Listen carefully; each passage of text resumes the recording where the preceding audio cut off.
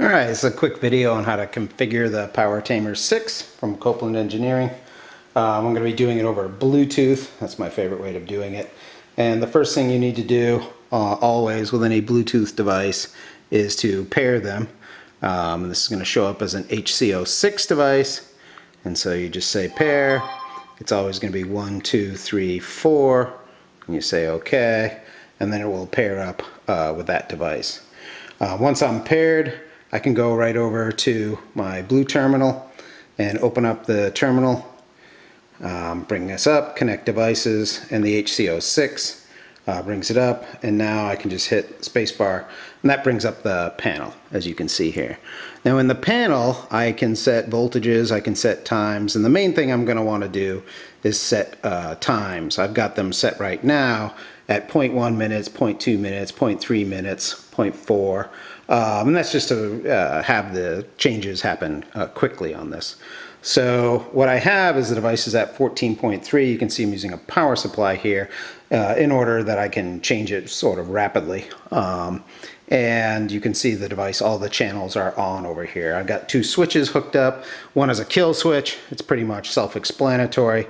That's often a key switch, and that's how you can just make all the channels go on and off at once. And the other one is the ignition switch. And so the main thing you're going to want to do with this is potentially change these battery levels. They're set for a lead battery now. Overcharge is 18 volts, run is 13.2, and battery low is 11.5. At below battery low, the device is going to shut off after the timeout, which is F there, T battery low.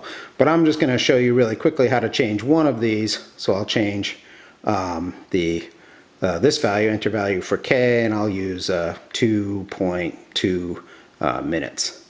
And so now you see that that channel, the K channel, which is right over here, is going to be set for 2.2 minutes. The red-green LED means I'm in this configuration mode, and this is the ignition switch, so this is simulating ignition right here. Once I have the device set, I can hit X to get out. This also had a timeout, so after a while the device times out from talking to the Bluetooth device, which is this little device here, the HC06. So that's I'm done with the panel right now. Now you can see if I actually turn off the ignition, because the voltage is quite high, 14.3, the channels will stay on. But as soon as I go below 13.2, so if I go down to there, you'll see the light starts blinking red. That means we're doing a countdown. And the light blinks at a 2-second rate. And you can see after 6 seconds, the first channel went off. You remember it was set to 0.1, 0.2, and 0.3. After 12 seconds, the next one. After 18, the next one's going to go down. So this is the power down sequencing that happens. And so that's the gist of all you really need to know. It's the same sort of configuration for the one channel. It's a little bit simpler there since there's only one channel. If I go ignition back on, then what's going to happen is the channels will come back up. So that's really all you need to know. I'll show you a couple of useful features for debugging. One of the most useful things is if I can actually take this device here and put it in debug mode. If I enter a question mark, it's going to go into this. Now debug mode allows you to read the voltages. You can see I've got 12.6 volts over here, 12.7.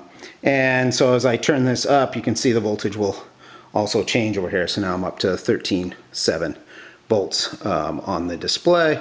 The most useful thing it allows me to do is just manually toggle channels. So you can see I'm just hitting buttons, and so I can actually test each of my channels, make sure they're properly functioning. And so debug is kind of really useful, especially when you're wiring things up. I can get out of debug just essentially by hitting any key, and now I'm back to my normal panel here, and I can get out of it by saying exit, or if I just wait, it'll go on its own. So now the panel is off, and if I turn the voltage back down, it's going to start counting down yet again. And so that's how the entire device works. A key on. So if I turn the ignition off, now I'll start down my countdown device.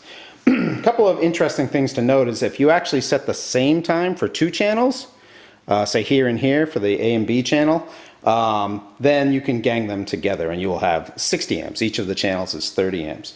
Another useful thing to know, I'll turn the ignition back on so I have all the lights lit, is that if you have a blown fuse, and I'll simulate a blown fuse just by essentially just by pulling the device out, you'll see that what you get is, I'll block these a little bit, what you get is one dim LED. And so every time you blow a fuse, the LED gets dimmer. And so you can see that it means to be on, but the fuse is an open circuit now because it burned out. And so you can see that what you need to do is just replace a fuse to get it working again. And so that is all you really need to know. You've got 3 voltage levels, a deep discharge one, the normal operating one, which we're below over here. The difference between the two is deep discharge will start going off. If I go below 11.5 volts here, it will start counting down even if the ignition is on. And that's the main purpose of all these devices, is to protect the battery. And so that's really all you need to know about the device. And so there you saw it after 15 seconds, all the channels went, it blinks rapid red in that case.